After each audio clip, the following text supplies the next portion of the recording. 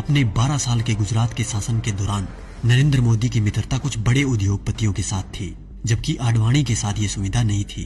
धन की व्यवस्था करने में नरेंद्र मोदी सफल रहे। अब उसके बाद घटनाक्रम धीरे धीरे बदलने लग गया। पूंजीपतियों ने भाजपा के सामने शर्त रख दी कि भाजपा को तभी धन उपलब्ध करवाएंगे जब नरेंद्र मोदी को प्रधानमंत्री पद का उम्मीदवार पार्टी घोषित कर दे। भाजपा को पूंजीपतियों के दबाव के आगे झुकना पड़ा और नरेंद्र मोदी को प्रधानमंत्री पद का उम्मीदवार बनाना पड़ा। आडवाणी नाराज होकर कोप भवन में बैठ गए। उसके बाद धीरे धीरे घटनाक्रम बदला। लोकसभा चुनाव प्रचार के दौरान मुकेश अंबानी ने देश में 22 चैनल खरीद लिए। इन चैनल को ये निर्देश था कि वो दिन रात मोदी का प्रचार करे, उनकी रैलियों के भाषण लाइव टेलीकास्ट करे और समस्त विपक्षी नेता यानी आज के विपक्षी नेताओं पर तंज कसने के लिए कहा गया। मायावती, अखिलेश, केजरीवाल, राहुल गांधी, सोनिया गांधी, लालू समेत तमाम नेताओं पर तंज कसने के लिए कहा गया। मीडिया ने ये काम बखूबी किया भी। तकरीबन 600 वेबसाइटों को मुकेश अंबानी ने खरीद लिया। नरेंद्र मोदी ने 400 रैलियां की थी। इन रैलियों का खर्चा अपने 67 पूंजीपति मित्रों के द्वारा उठाया गया। नरेंद्र मोदी को चुनाव प्रचार करने के लिए एक हेलीकॉप्टर दिया गया था।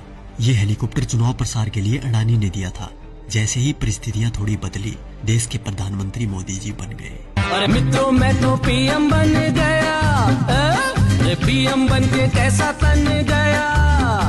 ये विक्ट्री मेरी देखो, ये हिस्ट्री मेरी देखो, जैसे मॉडल मेरे गुजरात का। उसके बाद सिलसिला हुआ कर्ज उतारने का। तो सुनिए क्या क्या हुआ।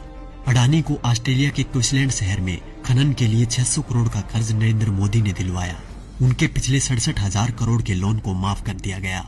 मुकेश अंबानी को फ्री में 4G स्पेक्ट्रम दिए गए। इसके अलावा मुकेश अंबानी की कंपनी पर पिछली सरकार द्वारा लगाया गया जुर्माना माफ कर दिया गया। उनके भी कुछ कर्जों का राइट ऑफ कर दिया गया। दैनिक जागरण अखबार ने लोकसभा प्रचार के दौरान नरेंद्र मोदी का बखूबी साथ दिया था, इसलिए इस अखबार के मालिक को मोदी जी ने राज्यसभा में सांसद बना दिया। दैनिक भास्कर अखबार, जिसके मालिक वेदांता कंपनी है, उसको मोदी जी ने छत्तीसगढ़ में कोयले की खदान दिलवा दी। जी न्यूज, जिसने दिन रात नरेंद्र मोदी का प्रचार किया और आज भी कर रहा है, उसके मालिक सुभाष चंद्रा को भाजपा ने राज्यसभा सांसद बना दिया।